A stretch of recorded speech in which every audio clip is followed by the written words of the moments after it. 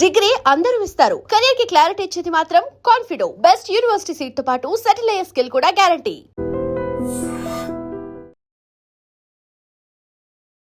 నమస్కారం, మీరు చూస్తుంది ఐ డ్రీమ్. నేను మీ కీర్తి. ఇవాళ నాతో పాటు ఉన్నారు జ్యోతిష రత్న, జ్యోతిష చక్రవైభవ డాక్టర్ రాళ్లపల్లి రవికుమార్ గారు. నమస్తే గురుగారు. నమస్కారం అమ్మ. గురుగారు, సింహరాశి వారి పరిస్థితి ఏంటండి?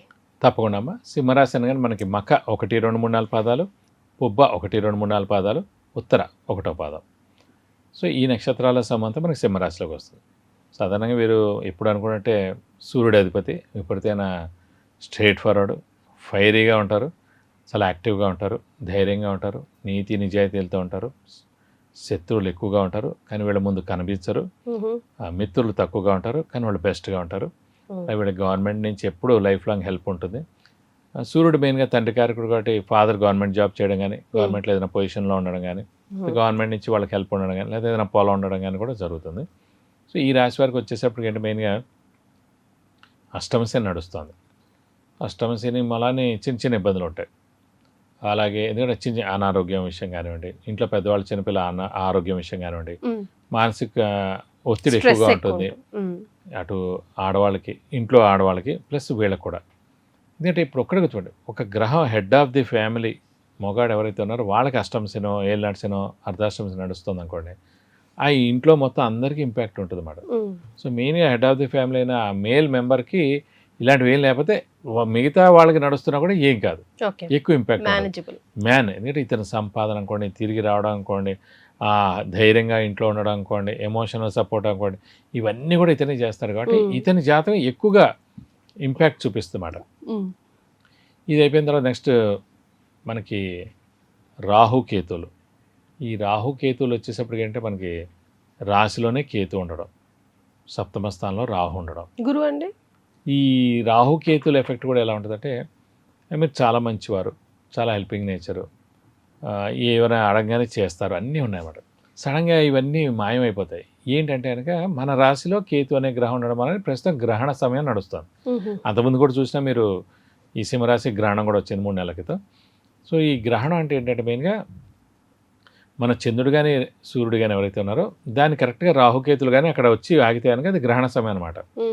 సో అందుకే 9 ఏళ్ల దాకా, ఇప్పుడు ఫర్ ఎగ్జాంపుల్ ఈ సింహరాశి వారు ఉన్నారనుకోండి, డిసెంబర్ దాటిపోతే మళ్ళీ 9 ఏళ్ల దాకా గ్రహణం ఉండదు ఈ రాశి వారికి. అలా ఫిక్స్డ్ అన్నమాట. అందరం కూడా అయ్యో గ్రహణం వస్తాం, గ్రహణం వస్తే మనకేం ఎఫెక్ట్ ఉండదు, ఆ రాశి వాడికి ఎక్కువగా ఉంటుంది.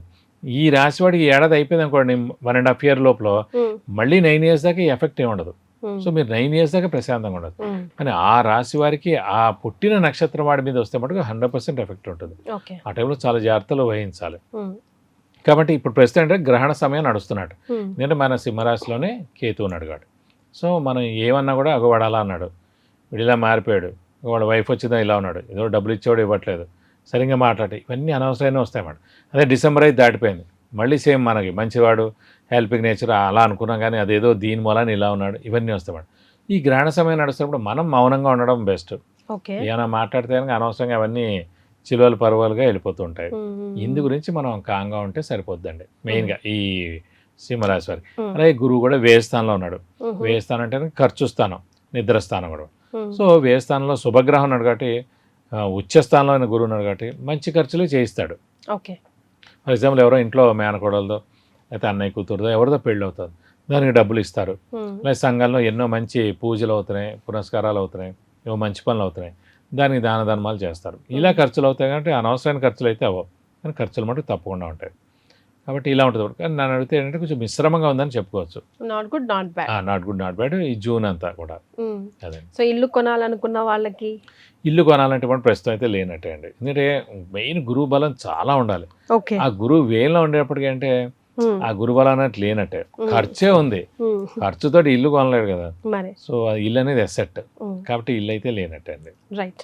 మరి స్థానచలనం మార్పు అంటే ఉద్యోగంలో అయినా, లేకపోతే సాఫ్ట్వేర్ లో అయినా, లేకపోతే బిజినెస్ లో అయినా, ఫారెన్ వెళ్ళాలనుకున్నా స్థానచలనం ఎందుకు ఉంటుంది అంటే అష్టమశని అంటేనే స్థానచలనం. ఇల్లు మార్పు కానీ, ఉద్యోగ మార్పు కానీ, ట్రాన్స్ఫర్ అవడం కానీ, లేదంటే వేరే ఊళ్ళో జాబ్ ఎత్తుకుని వెళ్ళడం కానీ, అంటే ఇలా ఫారెన్ టూర్ కానీ, విజిట్స్ కానీ, అసైన్మెంట్స్ కానీ, ఇలాంటివన్నీ కూడా. ఫర్ ఎగ్జాంపుల్ స్టూడెంట్స్ ఉన్నారు, ఫారెన్ వెళ్ళి చదువుకోవాలనుకుంటున్నారు, ఇది సరైన సమయం. ఎందుకంటే మనల్ని ఎలాగో స్థానచలనం చేయిస్తుంది కదా గ్రహం. సో మీరు ఆ చదువుకోవడానికి, ఉన్నత చదువుకోవడానికి మీరు ఈజీగా వెళ్ళొచ్చు ఫారెన్కి అనమాట. ఓకే. ఆరోగ్యం పరంగా ఎలా ఉంటుందండి సింహరాశి? ఆరోగ్యపరంగా మటు కొంచెం మిశ్రమంగా ఉంటుంది. ఎందుకంటే అష్టమశని నడుస్తుంది, కొంచెం గురుబలం తక్కువగా ఉంది, రాశిలో కేతు, సప్తమ స్థానంలో రాహు ఉన్నాడు కాబట్టి కొంచెం చిన్న చిన్న అనారోగ్యాలు అన్నీ జరుగుతుంటాయి. మరీ అదే పెద్ద హాస్పిటలైజేషన్ లేకపోతే సర్జరీస్ అలాంటివి కాదు, చిన్న చిన్న అనారోగ్యాలు మనకు జరుగుతుంటాయి. ఇంకోటి సింహరాశికి మెయిన్గా అదృష్టకారకుడు, యోగకారకుడు, లక్ ఫేవర్ చేసే గ్రహమైన చతుర్థ భాగ్యాధిపతి అయిన కుజుడు మటుకు భాగ్యస్థానంలో స్వస్థానంలో ఉన్నాడు కాబట్టి జూన్ 30 దాకా ఇంచుమించుగా ఆరోగ్యం బాగానే ఉంటుందని చెప్పుకోవచ్చు ఓకే. ప్రస్తుతం.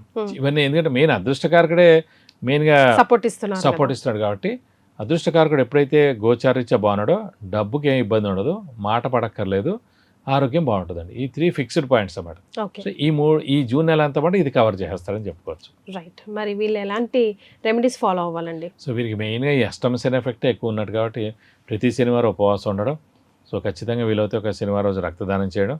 ఈ ఇంపాక్ట్ ఇంకా 1 year దాకా ఉంది కాబట్టి అష్టమ శనిది. సో ఖచ్చితంగా శనికి 19,000 సార్లు జపం చేయించి నల్ల నువ్వులు 200 గ్రాములు దానం ఇస్తే సరిపోతుందండి. అలాగే వెంకటేశ్వర స్వామి, ఆంజనేయ స్వామిని ఎక్కువగా పూజించాలి. ప్రతిరోజు వెంకటేశ్వర స్వామి, ఆంజనేయ స్వామి అష్టోత్తరం చదువుకోవాలి.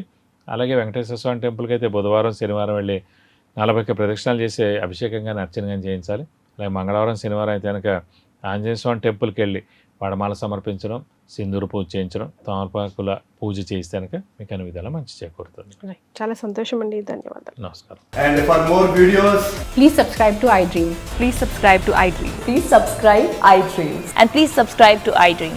For more videos, subscribe to iDream. please like, share and subscribe to the channel. Congratulations, iDream. Subscribe to iDream. Subscribe to iDream. So subscribe to iDream Media. iDream की iDream team अंदर की huge congratulations. Please subscribe iDream Media. Please subscribe to iDream. Subscribe iDream. Please subscribe to iDream. iDream అంటే నా కళల ఛానల్ను subscribe చేసుకున్న నోరు తిరుగుతలేదు, మీరైతే గంట గుర్తు కొట్టండి. For more such videos, please subscribe to iDream. Subscribe to iDream. Please subscribe to iDream. Please subscribe iDream Media. Please do subscribe to iDream. Please subscribe to iDream Media. For best entertainment and information, please subscribe iDream. And don't forget to subscribe to iDream.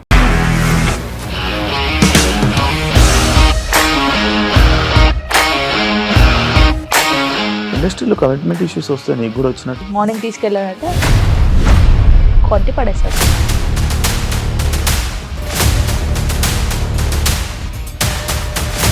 ఒక్కళ్ళు కూడా చూడలేదు ఈ cinema అని చెప్పడానికి కూడా చాలా ధైర్యం కావాలి. అది నిజం కదా, దాంట్లో ధైర్యం ఏంటి? ఇది నెక్స్ట్ డే ప్లేట్ మార్చేస్తే తప్పు కదా. As of now, we are comfortable this అని నేను అనుకుంటున్నాను. రష్మిక గారిది మీది ఒకే ఊరంట కదా. నీకు కోపం వచ్చిందంటే బాగా తిట్టేత్తరా? తిట్టేద్దామండి. నిజంగా గేమ్ ని ఎలా చేంజ్ చేయగలిగారు? APSFC వాళ్ళకి 6 నెలల్లో నేను 6 లక్షలు కట్టా. బిజినెస్ చేయాలనుకుంటే it is as difficult as riding a tiger.